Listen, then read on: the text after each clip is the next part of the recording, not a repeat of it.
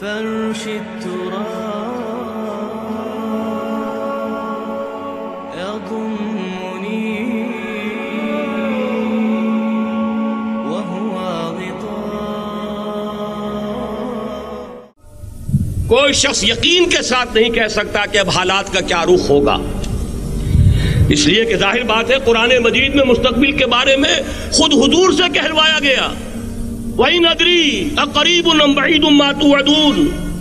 لوگوں مجھے معلوم نہیں ہے کہ جس بات کی تمہیں خبر دی جا رہی ہے وہ قریب آ چکا ہے یا دور ہے. وَإِنْ أَدْرِي لَعَلَّهُ فِتْنَةٌ لَكُمْ وَمَتَاعٌ إِلَىٰ حِينٍ.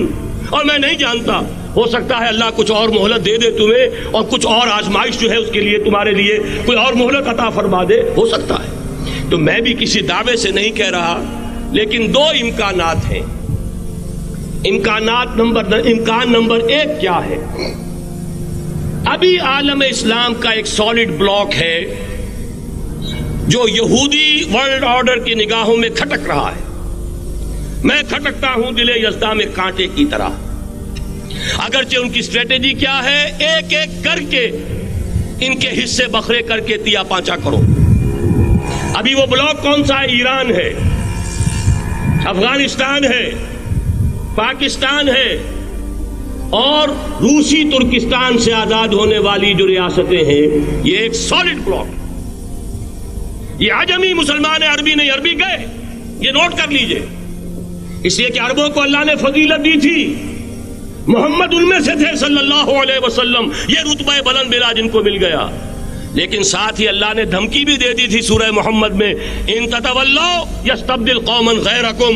اگر تم پیٹھ دکھا دو گے اس مشن کو جو ہم نے تمہارے حوالے کیا ہے، تمہیں ہٹائیں گے، کسی اور کو لے آئیں گے.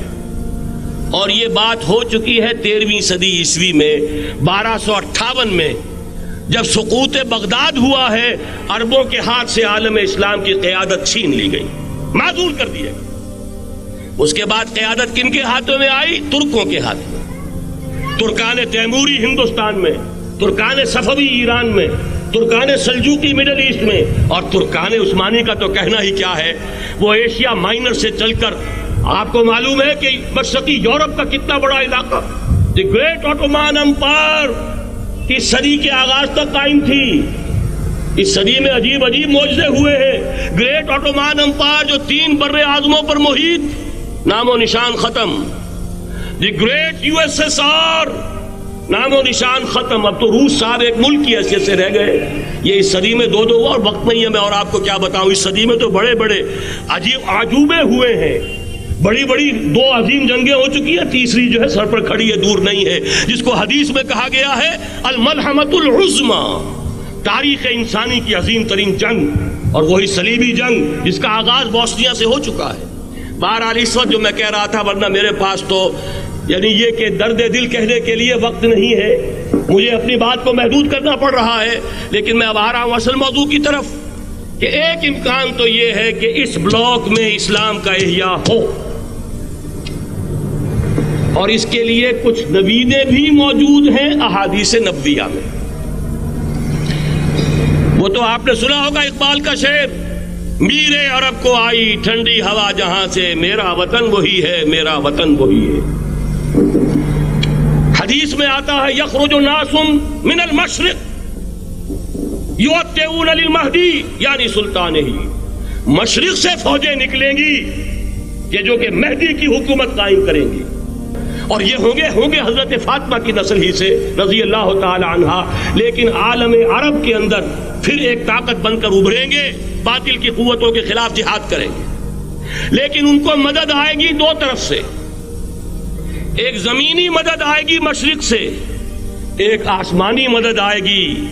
عیسیٰ ابن مریم کا نزول، حضرت مسیح علیہ السلام جو زندہ آسمان پر اٹھائے گئے تھے نازل ہوں گے. اور در حقیقت ان 2 مددوں کے نتیجے میں پھر یہود کا قلعہ قمع ہوگا، اور یہی گریٹر اسرائیل ان کا گریٹر گریو یارڈ بن کر رہے گا، عظیم تر قبرستان بن کر رہے گا. اس کی بڑی واضح حدیثیں موجود ہیں، اس کی بڑی تفصیلی خبریں موجود ہیں.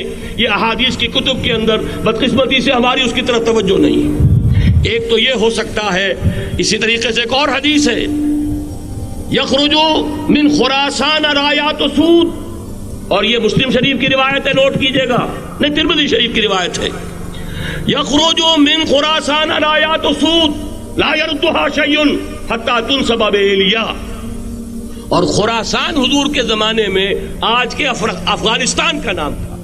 جتنا خون یہاں پر خلوص کے ساتھ دیا گیا ہے اس کی مقدار بھی کم نہیں ہے. یہاں سے خیر برآمد ہوگا. اور دوسری بات اپنے بارے میں نوٹ کر لیجئے، یہ پاکستان، بچا کھچا Pakistan, what remains of Pakistan, یہ اصل میں ہے کیا؟ مولانا بہت خوبصورت انداز میں فرما رہے تھے، یہ 313 نہیں تھے، اسلام تھا. اسی طرح نوٹ کیجئے، پاکستان نہیں ہے، 4 صدیوں کی تجدیدی مساعی کا حاصل ہے. آپ نے کبھی نوٹ کیا ختم نبوت کے بعد اب سب سے اونچا منصب کس کا ہے؟ مجددین.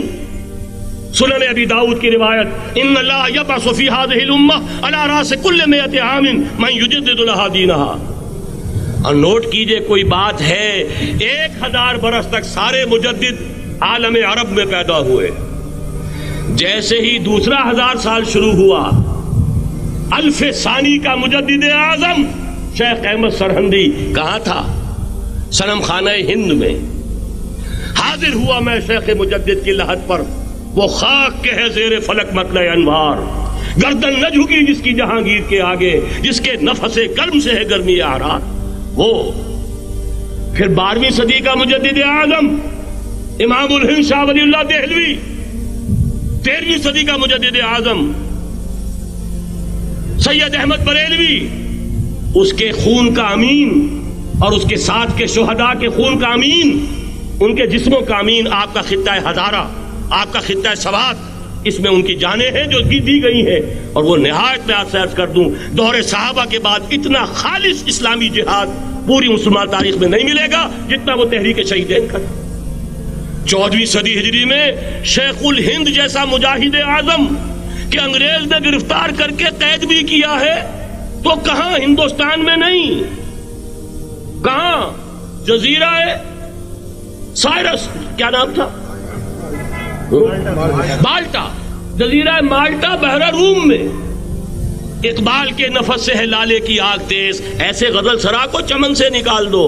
کہیں ہندوستان کی کسی جیل میں ہوا تو شاید اس کے نفس کی گرمی ہی سے کوئی حرارت پیدا ہو جائے.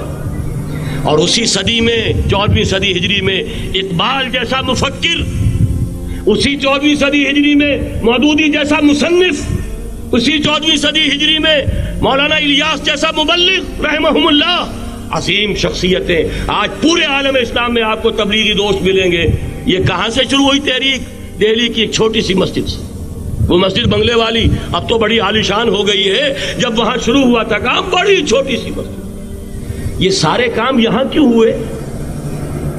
پورا عالم اسلام آزاد ہوا، کہیں نعرہ اسلام کا نہیں لگا، کہیں عرب قومیت پر، کہیں کسی اور عصبیت پر تحریکیں چلی ہیں. صرف تحریک پاکستان تھی کہ پاکستان کا مطلب کیا؟ لا الہ الا اللہ.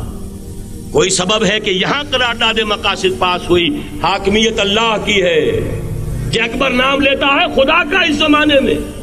یہ سارا ماضی سامنے رکھیے اور حضور کی دی ہوئی پیشین گوئیوں کا مستقبل سامنے رکھیے.